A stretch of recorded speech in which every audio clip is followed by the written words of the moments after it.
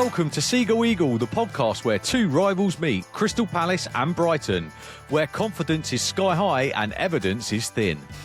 This week at Brighton, another win, and this time against the champions. We're playing well and winning games. Life has never been so good. Wow.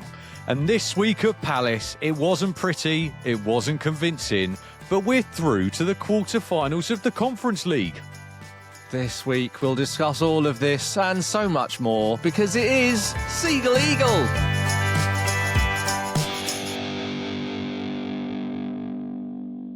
Hello, Andy. How are you? I'm all right, Neil. How are you?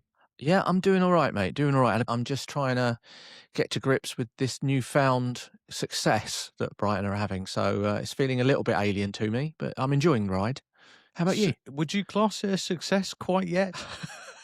I'm trying to stay positive. A bit preemptive there, Neil. I Well, mean, you're doing well. The way I look at it is with only 7 games to go, I've got to try and get the confidence in as quickly as possible because otherwise the season will be over and I'll be wondering where it all went wrong. So Yeah. it was a nice weekend. I think that was the nice thing for me. I didn't have to worry about a Palace result either, but you did have a good week in the sense of the midweek results. So well done to you guys.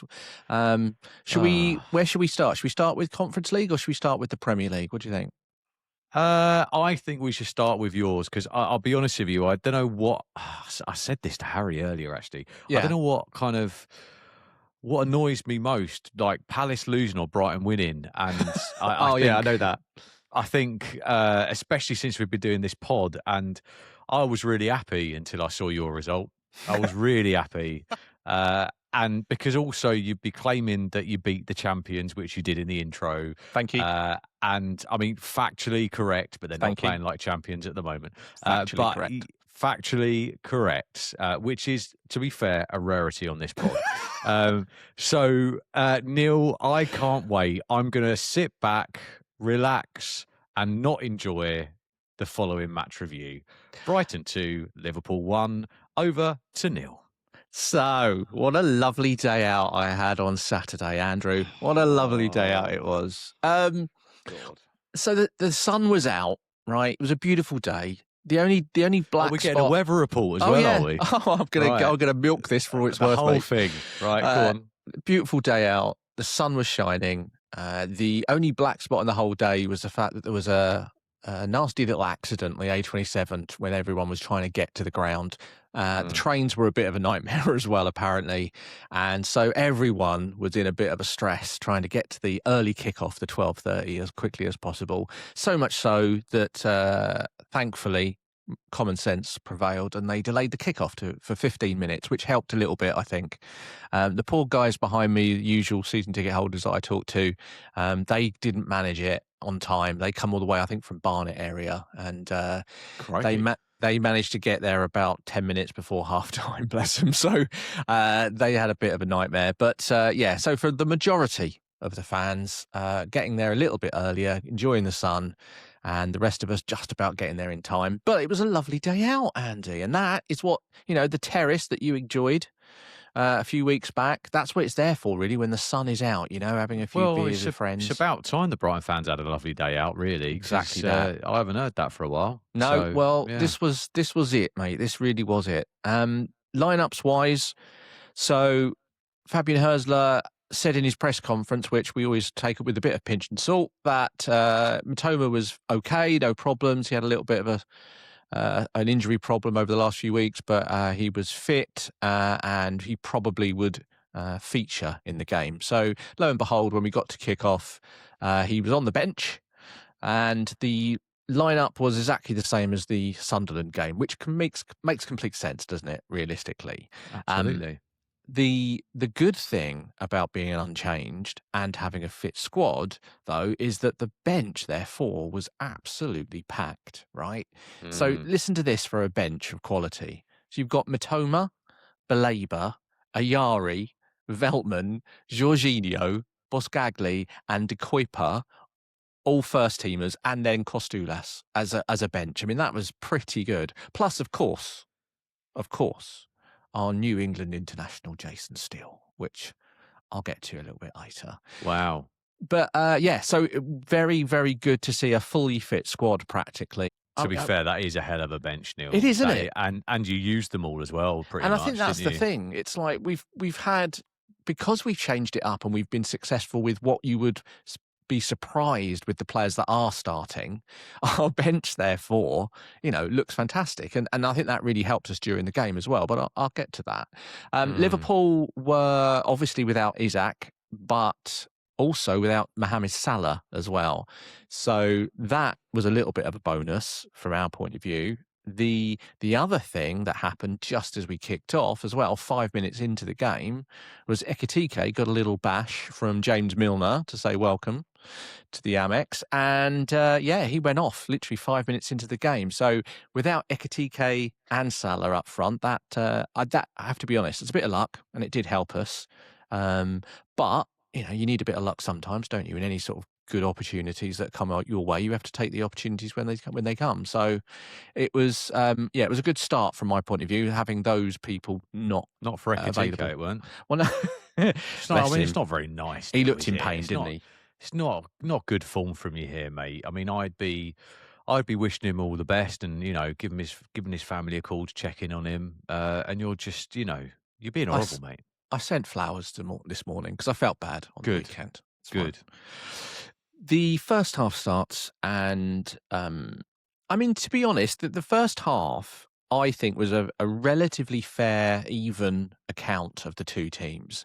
I think Liverpool had come from a Champions League game midweek, so you didn't know what was going to happen through the whole 90 minutes. But the first 45 minutes, I think, was a fair representation of both teams, and both teams looking to attack as much as possible, to be honest. And I think Albion. Well, I wouldn't say Albion had the best of it. I think the quality of chances, were fairly even. And one of the interesting things, I think there were really good matchups throughout the whole sort of game. Different players against different players, and one of my favourite ones was Yankuba Minta on this left-hand side, this newly left-hand side position that he's playing against Jeremy Frimpong at right back. And the two of them, it was great to watch, to be honest. It was like a proper old-fashioned battle of two players that are lightning fast, constantly both wanting to attack, both wanting and comfortable in defending as well against each other. And there was just like energy, skill, fouls, all sorts going on between them. And it was really good fun to watch, Yeah.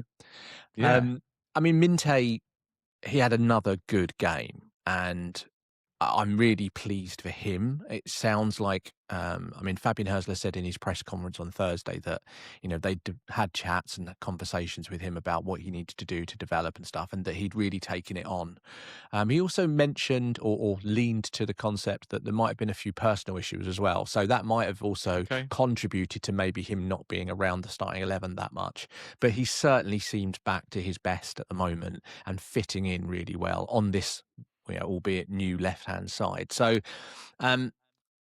for quite a few games now, we've taken the lead. And that's what our sort of winning run has been like, really, a lot of the time. And yet again, on Saturday, we took the lead, the first goal. 14 minutes in, majority of our play that day came through the left-hand side, and this was no different. So we came about really because we were pressing so high up. That front three or four really worked hard, and our pressing game causing the goalkeeper to sort of kick the ball out for a throw-in.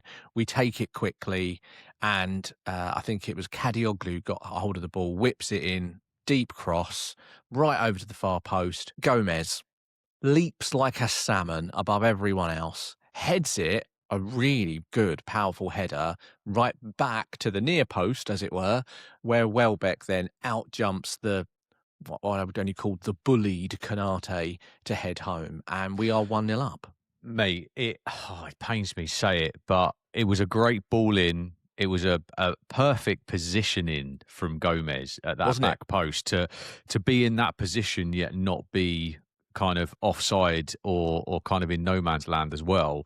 And then obviously for Welbeck to then kind of break free and get it into the back of the net. I think it was a really well worked goal, and I hated every second of it, mate. It was horrible to watch.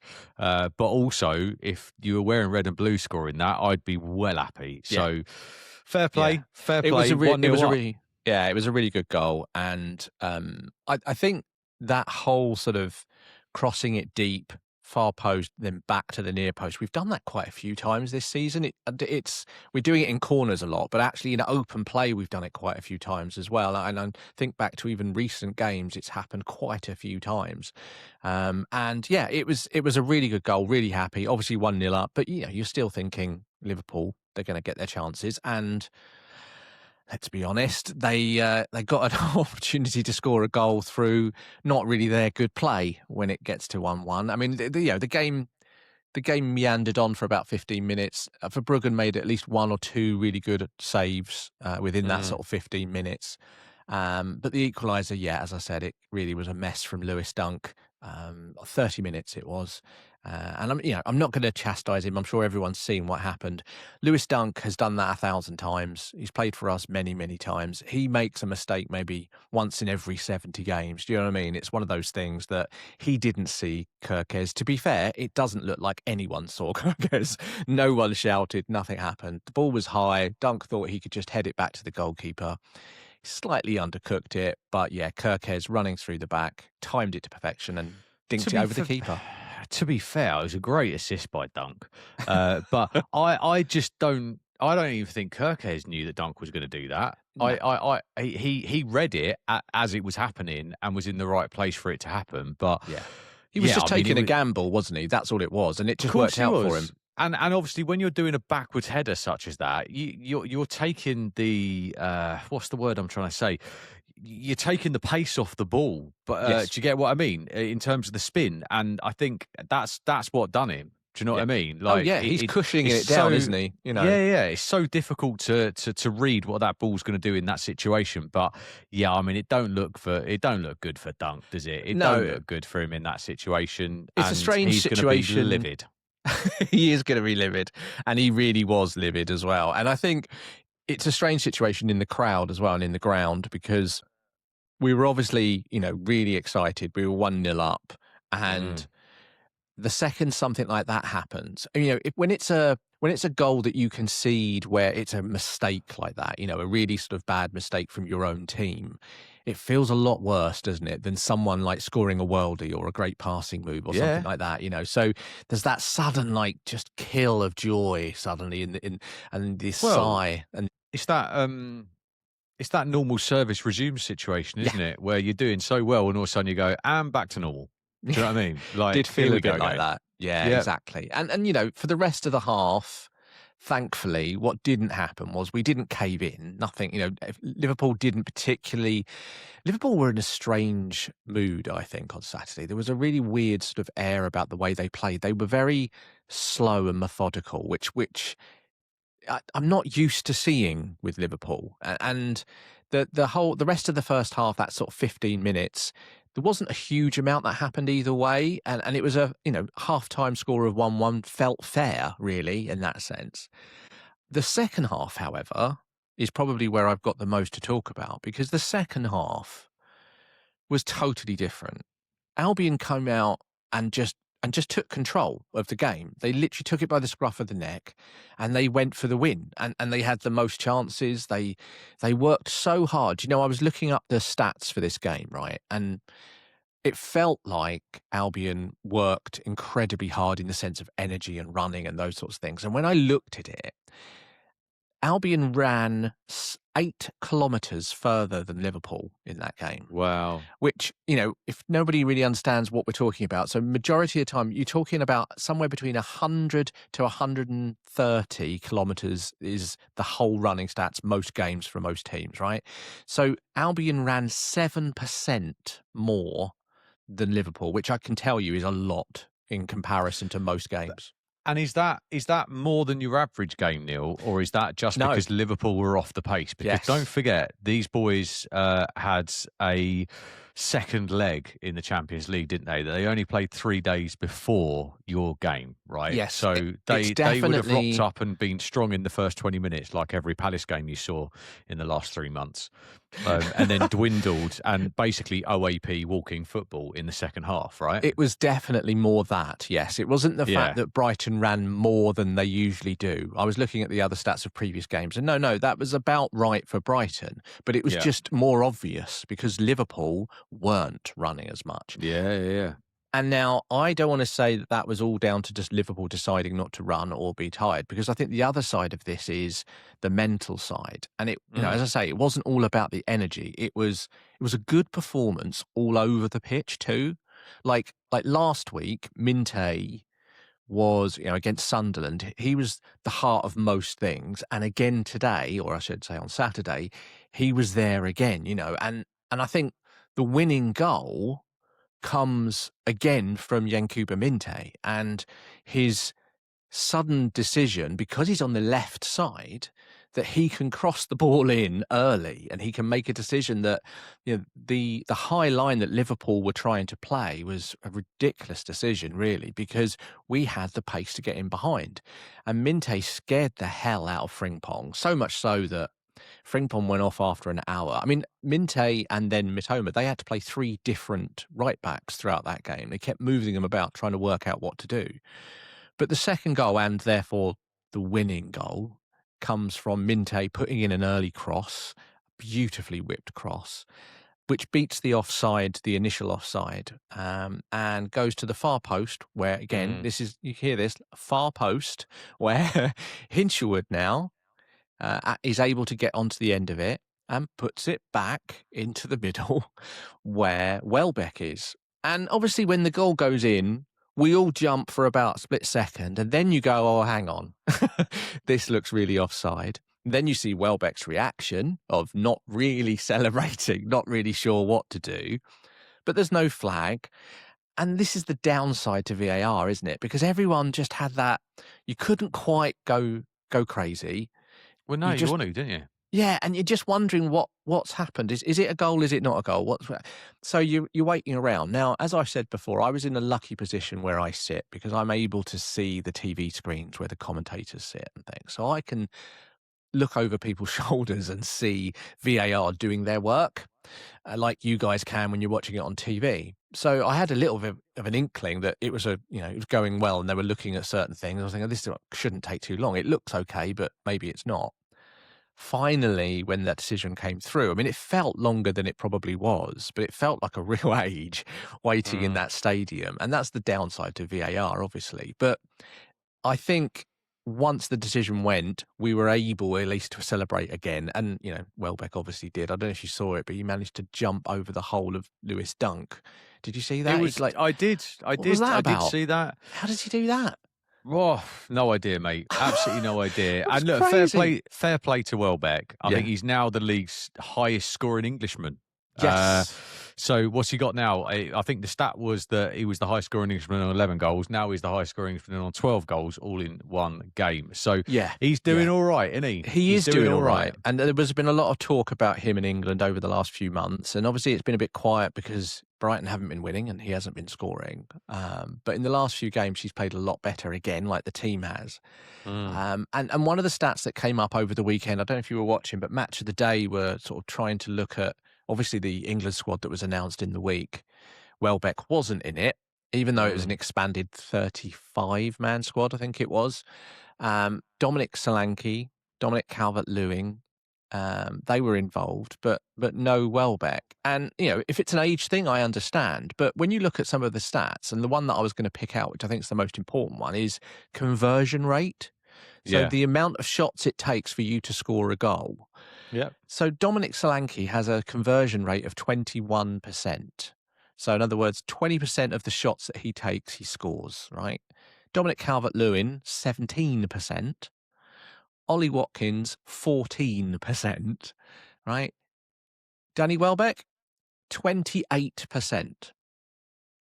Wow. It's a big difference. Doesn't seem like a lot, but trust me, that's a big difference this season. And for a team that doesn't create loads of chances, that's what it's showing, that Welbeck is in the right place at the right time. When he has a chance, more than a quarter of the time, he scores a goal. So I I don't know. I don't know what you think about the whole England thing. It's a strange scenario, but the announcement recently that the World Cup squads are going to be 25 man now, not 23, so you get two more. I don't Yeah. know. I'm starting to think that it's worth a punt because I think he's the closest we've got to Harry Kane. Now, he is no Harry Kane, but no one is. But I think he's the closest Englishman that we have in that position that could fill in and do a job. What do you think? No, he's not a starter for England, is he? Mm-mm, But mm-mm. I think the point being is that he could come on in a game that you know that you need to win at the end and potentially bag a goal. I don't know. I think there might be a few before him. I don't know. Let's see.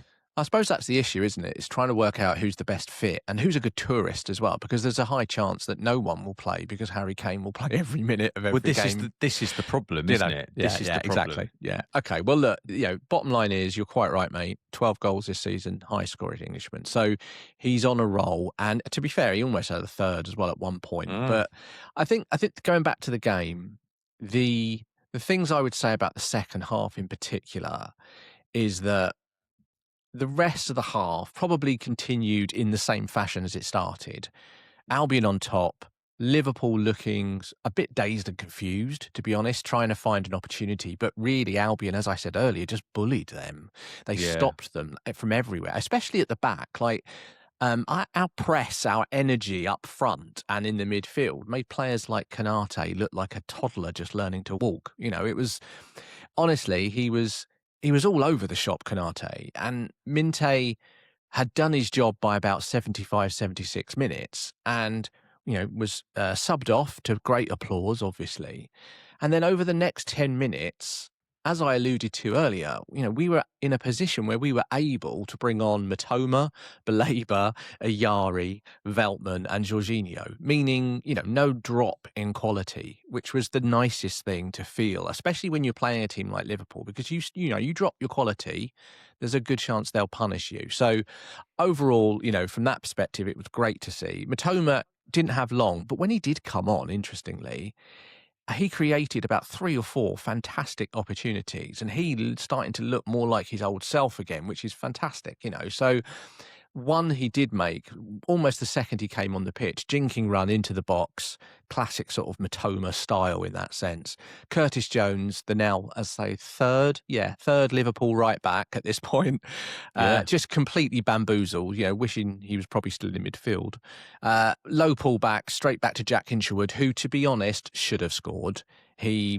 This is like the third or fourth chance now he's had in the last couple of games where really he should have put the ball in the back of the net. And we all know he's not a goal scorer. He does well in the position where he's playing, but he's not really that number 10 that we all want. Jorginho Rutter should be that number 10, but he's out of Yeah. form. So, it is what it is. But the bottom line is, we didn't really give them a chance in the last 10 minutes. We saw out the game pretty well. And even though it felt nerve-wracking, I think that's mainly just because it was Liverpool. It wasn't really, when you look at the game overall, one big issue at all. So yeah, really happy with the result. Really happy with the second half in particular. But overall, yeah, I thought it was a really great performance. We outrun, we outplayed, and outfought the current Premier League champions. The current ones. Yeah. One thing I will say, one other thing, mate, just separate before I change subjects and we talk about Palace. I think you'll enjoy this one, right? Is Go on.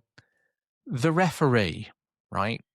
Albion won. I haven't got sour grapes. Doesn't matter because we won. We got the 3 points, okay? But the referee on Saturday was so poor. Do you know who it was? Go on. Darren England. My mate. Yes, exactly. He gave 11 yellow cards, right? He stopped play a number of times when there could have been an advantage. One particular one where we were literally just on the half time where we were through, we could have been through on goal. I right? saw that, yeah. One of the worst decisions I've seen also in the game was near the end when we're taking a goal kick, right? Okay, it's 85 minutes, I don't know, 86 minutes. So yes, we're slow, right? We are time wasting. I get it, right? Everybody does it. we take a goal kick in the normal fashion that we're just about to, with our 2 centre-backs next to our keeper, as if we're going to take it short, right? Dunks over the ball. Verbruggen stops him from taking the goal kick and says, no, I'm going to do it. I'm going to kick it long. And he ushers them away, right? So Verbruggen has made that decision. The ref thinks that's time wasting. But Which the ref, well, fine. I'm okay with that. I'm okay with that. Yeah. But the time waster was Verbruggen. He's the one that's made the decision, picked up the ball, taken it and gone, no, you guys go up. I'm going to take it long, right? He books Dunk. Right? Would Dunk walked away and let him do it? Well, that's the point, isn't it? No, that's rubbish. It's absolutely it's true, rubbish. though, isn't it? The decision was made by Dunk Verbruggen. was going to take the free kick, and then Verbruggen goes, I'm going to take. Who put Verbruggen in charge? No, Verbruggen's in charge of the goal kicks. It's the goalkeeper's job. And he decided to take it off him, and he literally didn't give him a chance. He said, no, stop, I'm taking it long. And it was the right decision to do, but the referee thought it was time. Well, no, you say poor Dunk, right? But it has an impact, right? It's not just a yellow card. The issue is that Lewis Dunk, for the last 4 or 5 games, has been nursing through 9 yellow cards and a future suspension. And he has done all brilliantly up until the last 2 minutes of the last game that he needed to miss a yellow card in and get it there. Now that means that Lewis Dunk misses the next 2 games. He gets a 2-game suspension against Burnley and Spurs. Now, we've got good centre-backs on the bench. I get that. But the point is that, that's out of his control as well. He didn't time waste. It's absolutely not out of his control. It is out of his control. He has picked up Verbruggen's decision. He has picked up 9 yellow cards, Neil. And anyone who picks up 9 yellow cards can't complain about the 10th yellow card, right? Well, because you had 8 chances to not pick up them 8. No, so it's unbelievable. That would be, he misses. Yeah. He misses the next 2 games. Herzler joins him, by the way, the next game because he got a yellow card on the sideline as well for moaning about it, which I can understand that. Yeah, I mean, those little things. But Darren England generally, there's a clip I posted on our X account, which anyone has a look back after the game, I posted it because I was so annoyed by a particular clip that Darren England gave a foul for. Have a look. I'll post it on this episode as well tomorrow when I do the editing, right? I'll put it right here. That clip, right, is awful. Szoboszlai just literally falls over. It's one of the worst things I've ever seen. And the referee just goes, yeah, that's a foul. It's like there's literally daylight between the players. So he had a horrific game. So I'm with you on the whole Darren England thing. I have not seen a worse referee for a very long time. He's not the best, mate, and he loves a card. And I think he likes being the talking point. Yeah. I think that's a very good point. He doesn't like being missing out, does he, really? I think he wants to be in the news. I think he wants the profile and he wants to cause controversy. But there we go. Anyway. Yeah. Look, so overall, is what it is. Yeah, exactly. So look at that. You won, you beat the reigning champions and you're still whinging. So shall I tell you, I'm not whinging. I just thought it was just a bit. Anyway, look, I'm not going to go into it again. Listen, mate, so obviously Palace didn't have a Premier League game, so they now have a game in hand. You're on 30 points, you're still on 39 points, having played 30, but it leaves you in 14th, but again, that's because other teams have played a game. Brighton, though, with that win against the champions, have 31 games played, and they have 43 points, which leaves us in 10th position currently. Now, the other thing, because of the results that have happened this weekend, there have been other teams that have won as well. So we haven't moved that much. We're still 3 points away from 8th. But the interesting thing is we're now 3 points away from 7th as well. It's all starting to close up a little bit. And the good news is that having looked at this weekend's coefficient for UEFA, it now looks very, very likely that it most definitely will be 8 positions. So it will be a 5th Champions League. And then depending on who wins the FA Cup, like last season, hopefully it's no one else but the people that are already qualified for Europe. But otherwise it should be 8th position. It could even be 9th. Do you know that? It could even be 9th if Villa win the Europa League and if Liverpool win the Champions League and don't finish in a Champions League spot, then we could actually get to the point where there's 9 teams out of the Premier League in Europe. Liverpool won't win the Champions League. No, I don't think so either. No. They can't beat you. Who out of them?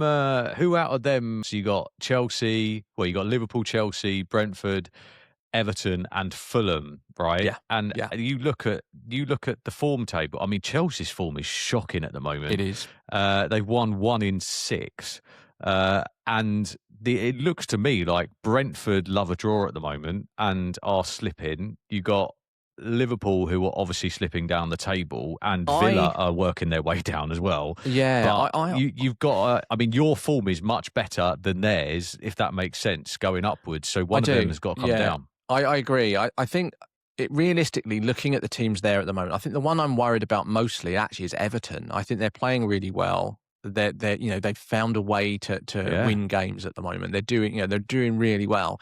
Brentford, you're right, is dropping a little bit. So I personally think Everton, Fulham, and Brighton, they're the 3 teams that have really got a good chance of finishing in those positions. I think Brentford will drop a little bit too, like you said. So we'll have to wait and see. Obviously, there's not many games left to go. And I still maintain that Brighton probably need 58 points, I reckon. So that's 15 more points from 7 games. It's a hell of an ask for it to happen. But, we're playing well. We're winning games. And, we've got Burnley next. So I don't know whether you will need that many points. But don't forget, it looks like a big gap at the moment. But obviously, if we'd have played and won, we'd be sat on 41, 2 points behind you. No, sorry, 1 point behind you on 42. And we'd be on the same points as Newcastle and Bournemouth. You say that, but your game in hand is Man City, Andy. So who we beat to win a trophy? Do you remember that? I prefer not to speak. If I speak, I will be in trouble. I think it's time we talk about Palace, the Conference League game. Talked enough about Brighton for this podcast, at least. They did all right, didn't they? I said, you'll be fine. You'll be fine. I mean, which is always the curse. But if there's a hard way to do things, it's the Palace way. So talk us through it, because it wasn't particularly plain sailing, was it? Well, I was nearly right. I don't know if you remember on last week's podcast, I said that it'll be, 10:30, 11 o'clock at night, and I'll be sat there waiting for the penalties to start, because we ain't going to do it the easy way. And it nearly went that way, didn't it? Let's be honest. I was so pleased. I was thinking it was going to go to penalties. I was getting so excited. I don't know if I would have been able to take that. Well, look, let's just start from the beginning then. A few changes from the team that drew against Leeds, which obviously feels like a long time ago now. Benitez in goal, as Henderson's wasn't quite well enough, not injured but ill, to start the game. Kamara and Walton came in for Lerma and Hughes, and Lacroix makes captain for the game, which is nice. Which I think he makes a good captain. I'm all for him taking up the armband, to be fair. I think central defenders generally, it feels like the right job for them, doesn't it? Oh, it really does. But also just his mannerism, the way he is, his passion and everything about him just strikes captain. Do you know what I mean? There we go. Anyway, we had most of the possession for the first half, as expected, right? Yeah. And this was the first game in a while that I was looking at the game and I was like, actually, this might be all right early on. I really did feel like it might be all right. And in the first few minutes, Sarr hit the side netting. Then on 13 minutes, Strand Larsen got possession really well, which he was doing quite well. He was wrestling it off him. Played it into Wharton, who played a beautiful ball forward again. Sarr raced on it, took it round the keeper, making it look a lot easier than it was, to be brutally honest. 1-0 Palace, right? We're laughing. Yeah. It's all going rather well. And I remember saying to my son at the time, well, this is probably going too well. It's pretty. I think I said to him, I was like, "Don't get too comfortable. It's probably going to change later on." And it was kind of one of them. It just felt like it was all a bit too good to be true. Yeah, no, I get you. But like you say, it's literally the thing you want, isn't it? Before any game like this, you're thinking to yourself, a nice early goal. Give ourselves no headaches or anything like that, because they're going to be, 11 behind the ball, as we know. So if we can get an early goal, that changes the complex of how they have to play. And you did it. Of course it does. I think, what was it, 13 minutes, wasn't it? The goal, it was only 13 minutes, mate. Only 13 minutes. And of course, then what that does is that pushes them to actually try and play football, which they haven't done in the last couple of games that we played them in, and therefore creates a bit of a game. We then had we had the ball in the back of the net about 10 minutes later, didn't we, as well? Yeah. Kamada crossed the ball in, but Sarr's goal was ruled offside, which the referee made that decision, which was brave, I thought. And then VAR agreed with him. Yeah. I couldn't understand that. Oh, mate, talking of this referee, this is a whole nother situation. And again, not specifically this referee, actually. It's the refereeing in the Conference League. It's a whole nother level of chaoticness, of the willingness to stop play and stop the free flowing football. So whether it's I've got kind of a couple of theories on this. One being that, like players struggle to play in the Premier League that come from other leagues because of the physicality of it, because of the pace of the game, but mostly the physicality of it.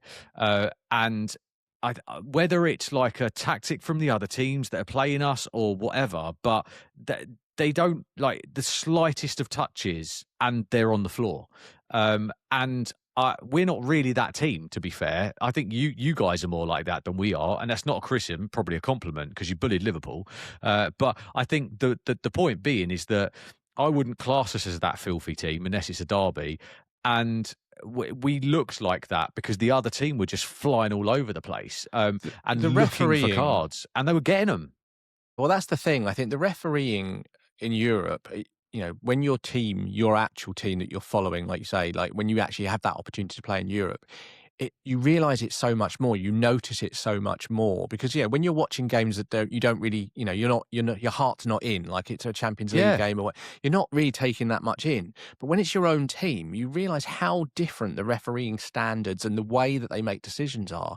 I mean, your game generally, we can get to it later, I'm sure you will, but your game, I mean, the amount of time lost to VAR and pauses and I was watching the end of the second half of I was watching the whole of extra time, and we'll get to it. We can talk about it. But just generally, I agree with you. The standard of refereeing and some of the weird decisions, it's crazy.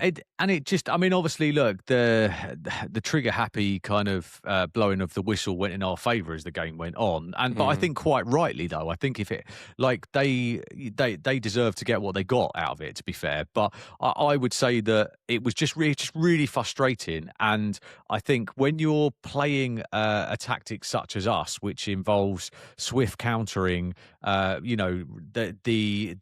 quick snatching of the ball and turning it round and so on. Every time that we quickly snatched that ball, he'd blow up because as soon as they'd lost the ball, they'd fall on the floor, which is the natural thing to do because you go, I've mucked up, I'm on the deck. And then you look at it in slow motion and you realise there was nothing in it. And so I think this is the issue. 50% of them whistles that blew would never have been blown in the Premier League. Is that a problem with the Premier League or is that a problem with Europe? I don't know. But it's hard to play a different game, I guess, is what I'm trying to say. So Palace on the night, right? They committed 21 fouls apparently. Yeah. 21. That's huge a number. That's crazy. Apparently you only fouled they only fouled you 7 times. Yeah. So 3 times as many. And I wonder how many of them 21 would have actually made it into the book in the Premier League. But also it shows you by the fact that the amount of actual cards that we got and all of that out of them 21 fouls, it's not. It just shows you the over refereeing of the game in Europe. But anyway, I digress. So we won the game, so it's not too much. It's not actually a dig to the referee himself. It's more about European refereeing, I guess, is what I'm trying to say. Anyway, Larnaca did have a few chances too in the first half. Tyrick Mitchell, who had another great game, and I thought he was a shout for England, to be fair. I really did. But anyway, making a superb interception, stop an equaliser, and Benitez making a blimmin' brilliant, good low save shortly after to keep us in it. But we were searching for that second goal. And to be fair, mate, we nearly found it before half time. Lacroix getting his head onto Wharton's corner, both the header and the follow-up being blocked by the keeper. And again, it's just one of them ones where you replay that whole scenario out 99 more times, and we've scored 99 times. Yeah, I reckon. You literally cannot write what happened there. The keeper fell in exactly the right position to get the first one, and then fell in exactly the right position to get the second one. I think even the keeper probably looked up to the sky afterwards and went, "Oh, thanks." Something happened there. Anyway, we were 1-0 up, and it was all going all right, and I was thinking to myself, maybe this isn't going to be the scare that it could be, the banana skin. But also, I knew very well what Larnaca were capable of, and I feel farcical, Neil, to talk about Larnaca as if they're some kind of force of European football. But I challenge any team to go there and break them down and not get caught on the counter as well with them. What they do is brilliant. Bearing in mind that up until the start of this game, they'd only conceded 1 goal in the whole competition, the least amount of goals conceded in that whole competition so far. You wouldn't feel that. I mean, the reason you felt that way is because you had PTSD from the 2 other games. Of course, if this was a one-off game, you wouldn't feel like this. But because you've realised, and the players even, it's gonna affect them as well. Yeah, they know that this is a tough game in their mind because they just haven't been able to beat them yet. So for them, they've lost 1-0 and they've drawn 0-0 in the last 2 games. So it's like it's a combination of many different things with Larnaca, though, isn't it? It's the low block. It's the fact that they do have a very good keeper, right? Who's very capable of close range shots. He's always busy. Yeah. And if you look at mate, there's a whole show reel of his saves against us this season. And I'm not even joking. There's at least 15 in there that are decent. So, and then there's the fact that they frustrate you and know exactly what they're doing as well in that respect. So anyway, look, half time, a decent display, but still struggling to find our way through, even though we did, right? Yeah. 2 goals would have been much better going into half-time, let's be honest, if not 3. Second half, I think we started quite well, continuing to try and break them down, and Kamada went just wide just after half-time with kind of a pretty decent half volley, which would have made potentially the end-of-season awards if that had gone in. Glasner then made a substitution, taking off Johnson and replacing him with Muniz, which was great to see him back. He, believe it or not, missed just 2 games after that arm injury, which was basically, it looks like 6 months out in a plaster cast. And this guy is just an absolute robot. Like there's not much that can bring him down. Bearing in mind he tried to play on with his arm like that. Do you remember a couple of games ago? He's missed 2 games. So it's great to see him back, and hopefully he'll get fully up to speed again by the next game. Then on 63 minutes, pretty much out of nowhere, just as they did before, Larnaca had a corner. I think it was Sabarit was left to roam unmarked, which unbelievable schoolboy error. And as a supporter watching their set pieces, you go, one of these has got a very good chance of going in, and all of a sudden you see that guy roaming free in the penalty area, and you're going, well, this is. I could have told you it was going to happen. Is the truth of the matter. So he had a complete free header on goal, and of course 1-1.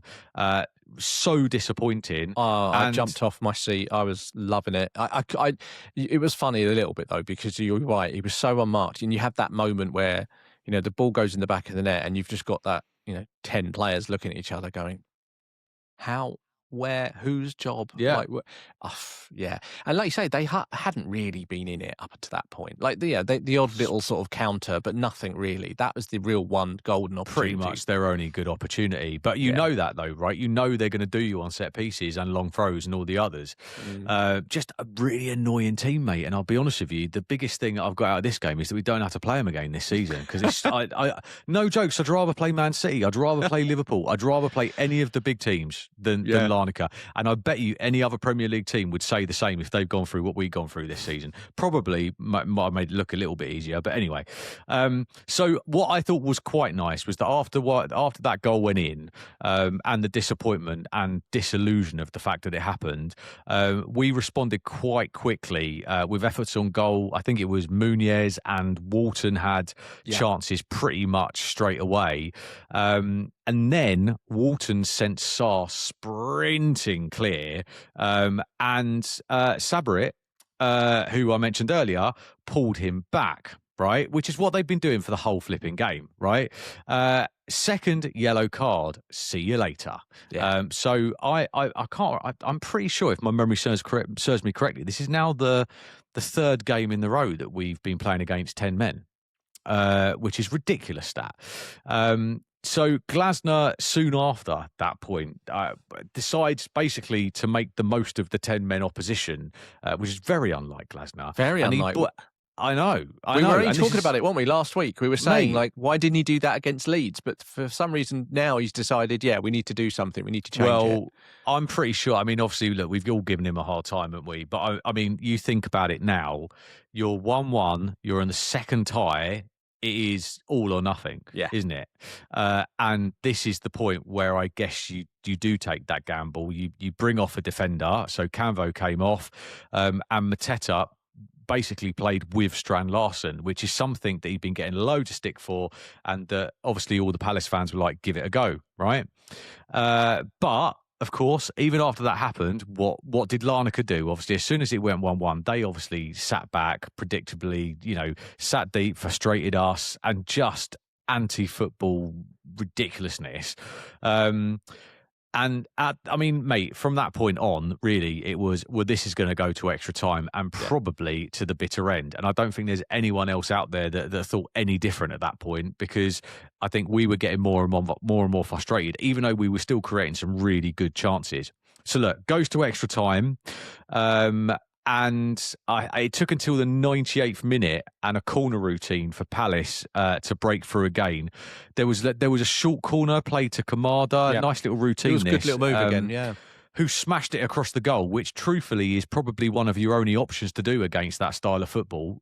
Cause chaos, right? And hope that your foot against all of their feet will get to the ball. And Sarr finished it really, really well. 2-1 Palace. And then, mate, Sarr nearly got his hat-trick shortly after, curling the ball and hitting in the crossbar.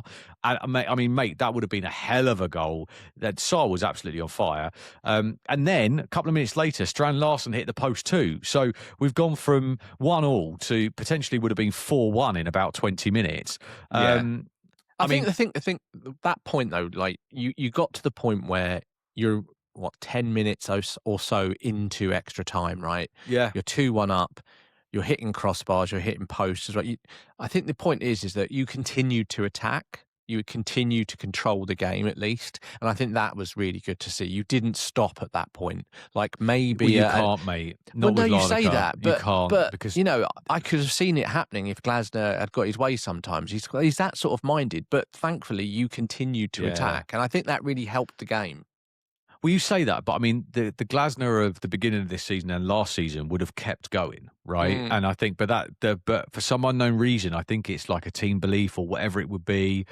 It's just turned into that whole kind of, settle for this, and I don't think that is his mindset. But no. I just think that we all knew that Larnaca have got the ability to get to somehow mastermind some kind of free kick by hook or by crook in a dangerous area, and before you know it, it's 2-2 again, and then you're back where you were. Fair shout, Anyway, look, second half of extra time, pretty uneventful. A bit of a waste of all of our lives, to be honest with you. They did have a little bit of a late surge. I was just about to say, there was that last little bit, wasn't it, right near the end of the game, where they got themselves a free kick and then they pooted it into the area, and then there was this penalty appeal that which the ref gave.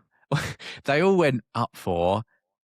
The camera didn't quite catch it the first time, but the referee gave the penalty after looking around and then decided to give the penalty. I mean, it was never a penalty. Even I can say that. It was ridiculous. What I didn't understand was why it took so long for VAR to overturn just a stupid decision. Didn't you think, though? Why did it take that long? Everyone was just standing around waiting. It was so strange. Well, it was probably because they were like, why is he giving it? Like, he must have seen something we haven't, right? So they probably just kept watching it over and over again going, this surely got to given it for an actual reason. And I think this is my point. It's just like the level of referee, it's not right, is it? No. Anyway, and of course, like the second half of extra time as well, Neil, it was nasty. Like when you've got, I don't know, like you're playing a nice game and then all of a sudden Larnaca realise, oh, hang on a minute, we're going out here. Well, yeah. And it just turned, right? It turned on the bench. Did you see the amount of stuff that ended up in Benitez's goal? Yeah. Like, I mean, that's the thing, okay. isn't it? A lot of European games do end up like that because they'll try anything to get a result their way, anything. And the smaller teams are sometimes worse, and like you say, there were bottles, there were all sorts of things thrown onto the pitch. I mean, even the staff of the football club as well, Larnaca Football Club, some of them were like half on the pitch, a lot of them, there were so many players and coaches and all this sort of the different people that are part of the team along the sideline. I mean, all of this is trying to pressurise the referee. And I mean, there was a tackle, wasn't there, near the end of the game because Larnaca got their the second red card of the game as well, right at the end. I appreciate. Yeah, 120 plus 4. Was it? Yeah. Jesus. Yeah. Yeah. I mean, it was. It ended how a lot of European games end, in a little bit of just a crazy moment where everyone's going a little bit mental, trying to get something happen. Yeah, but I mean, saying that though, I said about the fact that kind of we waste our lives, but that last 5 minutes, actually, when you look at it from I was watching a football game, and did I enjoy it? I can't say I enjoyed it because I was too stressed about it all. Yeah. However, it was entertaining for the last 5 minutes or so. Yeah. When you think about the fact that obviously Mateta got high tackled, and obviously that guy went off right at the end, and obviously all the Palace fans were loving that because obviously they were just flying around everywhere trying to get any kind of advantage from us. So that was quite nice to see that happened. Yeah. And then of course there's that situation where Sarr hit the woodwork after being completely clear. So obviously the keeper, I mean, ridiculous situation. The keeper had come up for a free kick the other end, which I was convinced in my world of Crystal Palace-y world that was going to go in and it was going to go to penalties. So the keeper comes up. They obviously completely muck up the free kick. Keeper's now completely stranded down the other end. And who'd have known for such a great keeper how he could run so slowly. So he's obviously trying to make it all the way back. Sarr then gets the ball, runs it, and for some unknown reason, misses a completely open goal and hits the woodwork on a hat-trick. I mean, you can't write that, can you? The two that he scored were harder to score than that. And I mean, literally easier to score it than miss it, to be honest with you. Absolutely. But there we go. Look, we made it through. I think overview, first half we looked good, made our possession count. I think we showed some nice creativity in the first half. The free-flowing football was there at the beginning of it. And I mean, under that amount of pressure as well, it was quite nice to see. Sarr and Strand Larsen starting to link up quite well together, which is really, really nice to see, which is why I think we're seeing Sarr kind of coming into his own, actually, because he's got someone to play with now. Their goal was totally unneeded, very avoidable, complete lack of concentration. We definitely need to wipe that one out. Pino, he came off the bench and he did all right. He's taken a lot of stick. I do think that the Conference League suits him a little bit better, bearing in mind that we're meant to be the bullies and the more found physical his level, side. is that what you're saying? No. In terms of the physicality of the game, if you think about it, we're talking about the fact that we're the physical team playing against the team that are flying over. He's the one in our team that flies over. Yeah, it's true. It's true. The Premier League has turned into such a powerful game now. It's all about muscle, and Brighton struggle with that as well. So I take your point about Pino. And then obviously I think when Pino came on, I think he shifted the momentum, actually. He brought the energy to the game at exactly the right time, which is what you want from him. Fair play to Pino. And Sarr, look, Sarr was superb. He had 13 shots in that game. 13 shots, 3 on target, leading to 2 goals. He had 3 crosses, 2 free kicks, 2 corners, 1.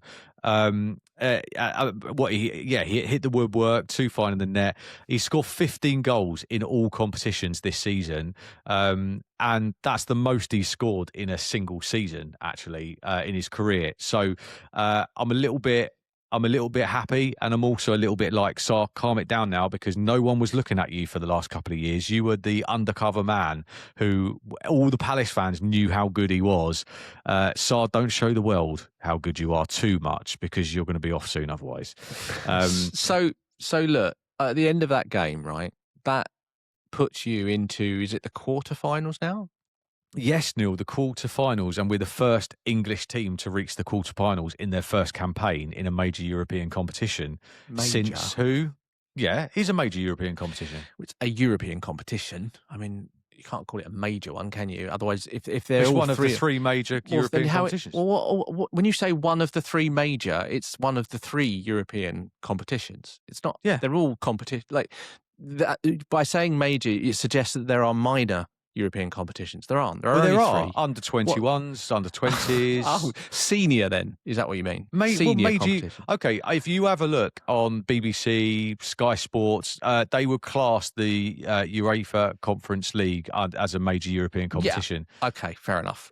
Fair enough. Well done, Crystal Palace. Do you know through to the quarterfinals against the Farmers? Yeah, brilliant.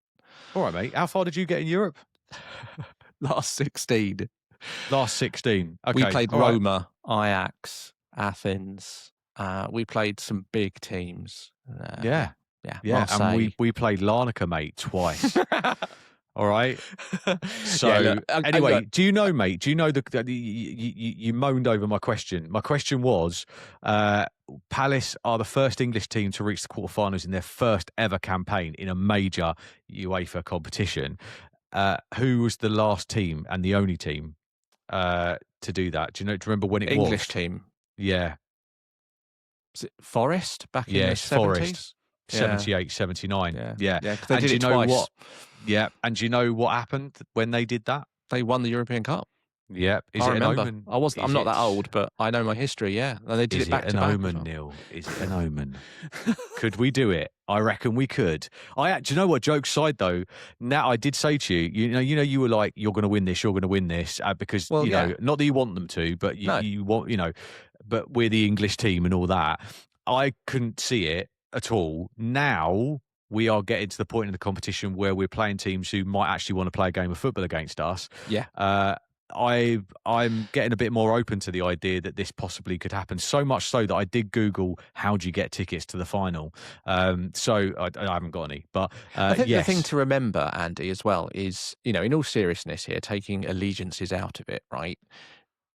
The next 3 rounds, i.e., the quarterfinal, semi-final, and final, right? Yep. You're quite right. You're going to play teams that want to play because they want to win the game. Most of them, anyway, will want to play like that. But what you've also got is a scenario where, for at least the quarterfinals and the semi-finals, like the last leg, you've got 2-legged games. So if something happens out of the ordinary, you've got double the amount of time to rectify these things, which is why majority of time with 2-legged games, the bigger team, let's say, goes through, because there's more time for the quality to come out, and win. So I think, Fiorentina is not going to be an easy game. Of course not. They're a great side with lots of history. But they're not a fantastic side right at this moment. They're okay. They're an okay side. I think they're sat quite low down in the table at the moment, I believe. Exactly. But I mean, I guess as are we, to be brutally honest. But the other thing is to remember is that they're an Italian side playing in a European competition, and that will bring its own problems for you.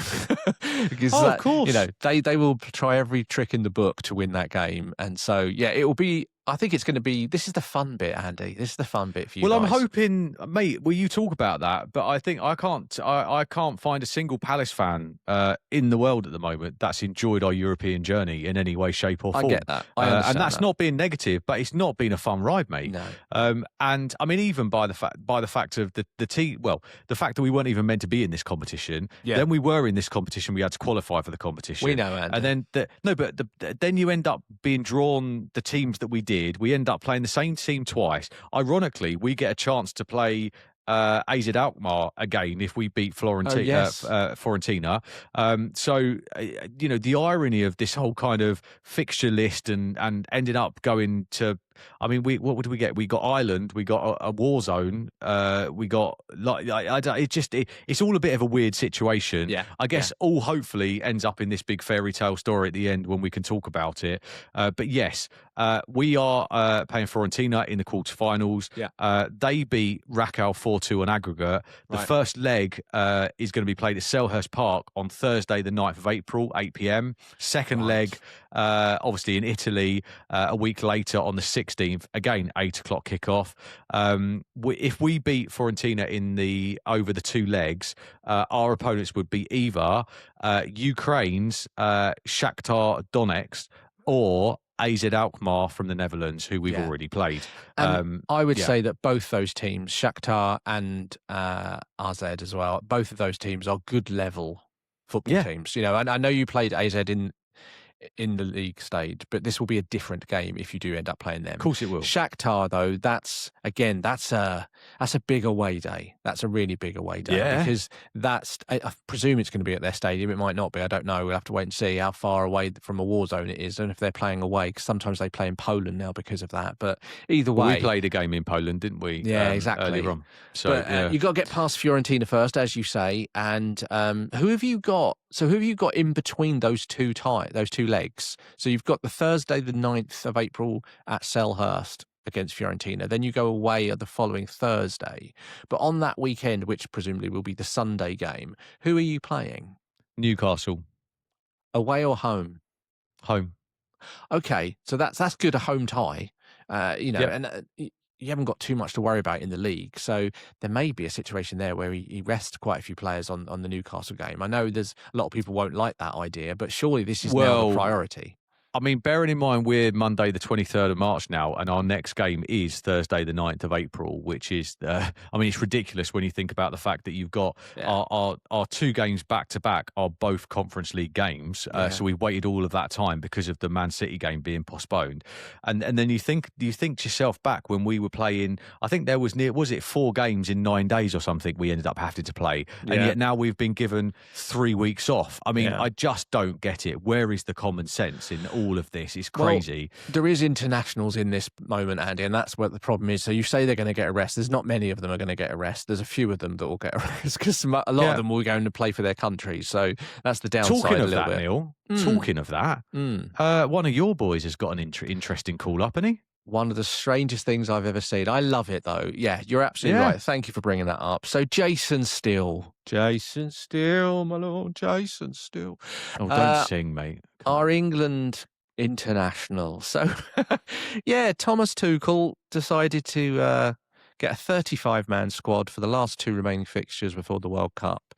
And it sounds like it's not as straightforward as he's going to be our England World Cup goalkeeper or anything like that. But yeah, he's been called up mainly because, like last tournament, England decided to take a 4th goalkeeper to the tournament, not actually as part of the 23-man squad back then, but because when you're in the training camps and you're going through all the different things, having 4 goalkeepers, if you think about it, being an even number, makes sense because of all the different things that they do, all the different rotations and the exercises, the penalties and all this sort of stuff. So having a goalkeeper that they can essentially wear out as much as possible with all due respect, that can coach a little bit, has a bit of experience as well, that they know that they can use at full pelt in training rather than obviously another goalkeeper like the first 2. You want to be a little bit careful. You don't want to get anyone injured. So yeah, he's been called up to the squad. I don't know if he's going to get any opportunity to actually play. I doubt it. But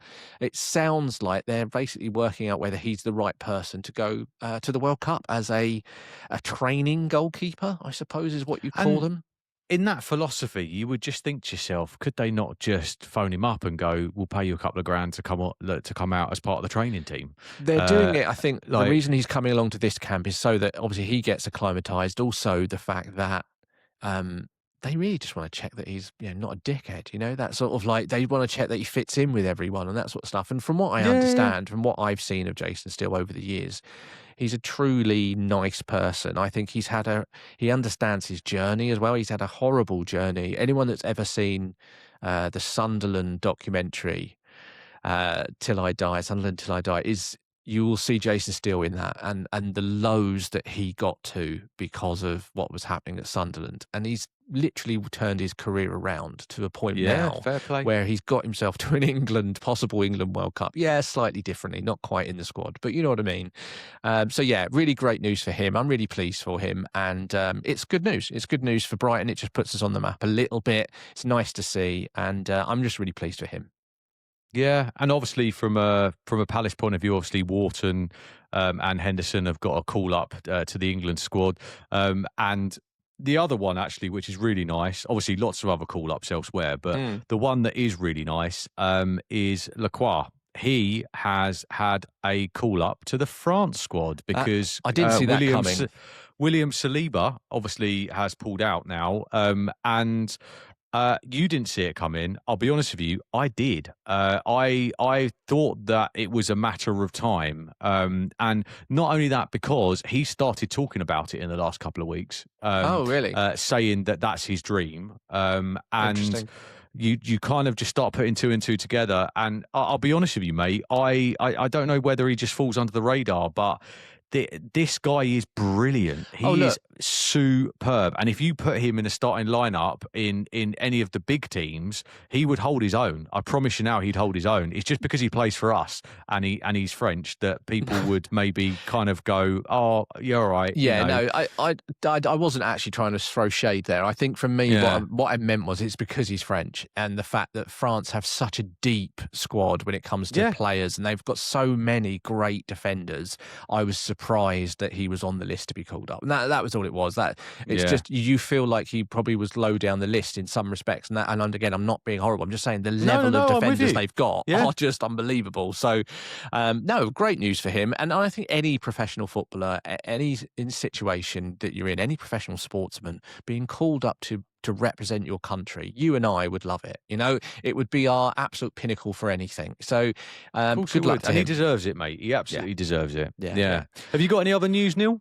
I don't think so. Oh, yes. One other little point of news I just wanted to bring up. It actually came about last week, but I forgot to mention it, and I just wanted to bring it up. And that is that, well, you've had this situation earlier in the season as well. You remember your situation with the whole Chelsea penalty and the sort of the VAR having a look at it, and then later down the line, panel deciding that that was a terrible decision. Remember that? Yeah. Well, this has happened to Brighton now as well. So a VAR panel, or as they call it, the Key Match Incidents Panel, the KMI, have suggested or basically made the decision that Brighton should have been awarded a penalty in their 1-0 loss at home to Arsenal. So that awful game we had to sit through, just before half-time, we put a cross in, Martinelli pulled down Weaver, basically, and we all went up for it, but there were so many other things going on that we sort of stopped appealing after a while. Herzler had a right go at the ref about it,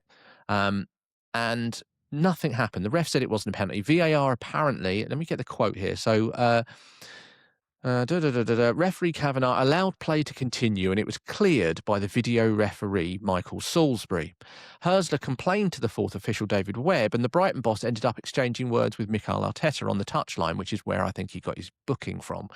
The match centre wrote on X that VAR deemed there was no clear and obvious error. Well, actually, thank you very much. The KMI panel voted 4-1 that a spot kick should have been awarded on the field, and that 3-2 it was missed by VAR intervention as well. In other words, full house, should have been a penalty, and let's be honest, we probably would have scored a penalty and we would have got our extra point there. And more importantly, in some respects, in the big scheme of things, that's the second time this season that Arsenal have got away with one of these situations. So it's the second time where the KMI panel have gone back in time and gone, you know what, Arsenal got lucky there. They should have had something awarded against them. I wonder where that will happen at the end of the season, what will happen with the points and all of this, because that's a real mess in these situations. Well, it's funny you say that, Neil, because, you know, they do these tables. There's a new one that's come out in the last couple of days. And in fact, a new one that's been published today, which says how many VAR errors have gone against your team, right? So this is top of the funny enough, and I didn't find this based on the fact that we are top of the table, but top of the table is actually Crystal Palace. Errors 4, 1, errors against 5, right? Errors 4, and then 1, as in, so they've had 1 in their favour, 5 we've had against. 1 VAR error in our favour and 5 against, right? Right. And then, but there are teams that, like Liverpool, have got 3 in their favour, 7 against. Man United 4 in their favour, 7 against. Wow. So they're on -4. Do you get what I mean? That's how it works. Yeah. So top of the league, you've got Palace, Liverpool, Man United on 4 minuses, right? Wow. Okay. And then you go all the way down, and actually, Brighton have been deemed by the panel as having 5 errors, 4 and 3 against. Yeah. So you're actually positive in that situation. Saying that, though, don't forget that a VAR error doesn't obviously result into. So obviously, if we're living in a perfect world, a VAR error doesn't actually result into points because you might have been 2-0 up at that point or whatever. Yeah. But then obviously that doesn't indicate the change in momentum in a game if that hadn't have gone and all the other bits and pieces. But the table without VAR errors would look something like this with for Palace and Brighton. You would actually benefit out of it considerably. Palace less so. Palace would still be. Well, we'd be in 13th, but obviously still with a game in hand on 40 points.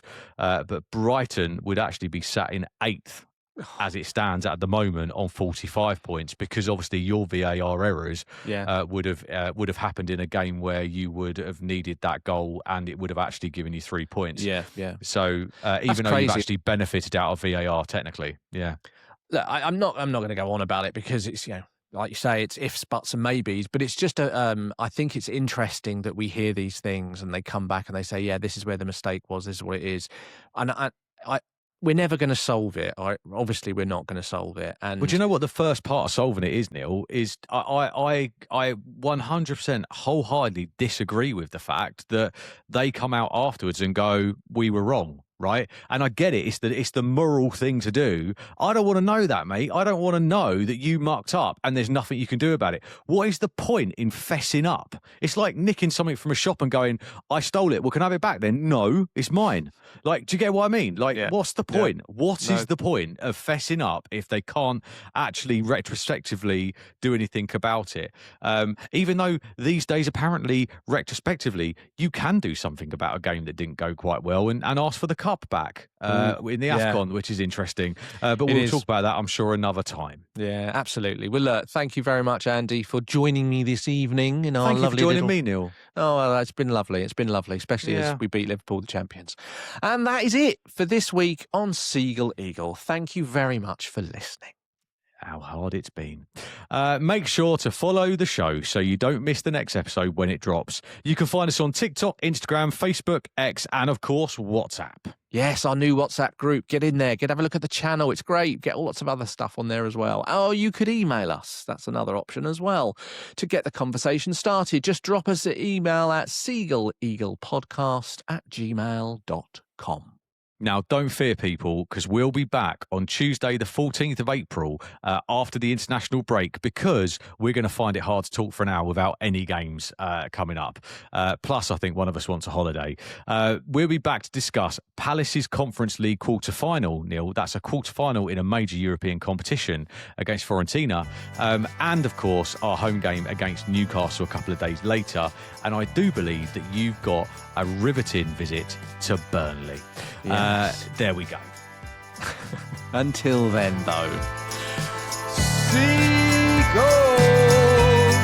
Eagles. Happy Easter.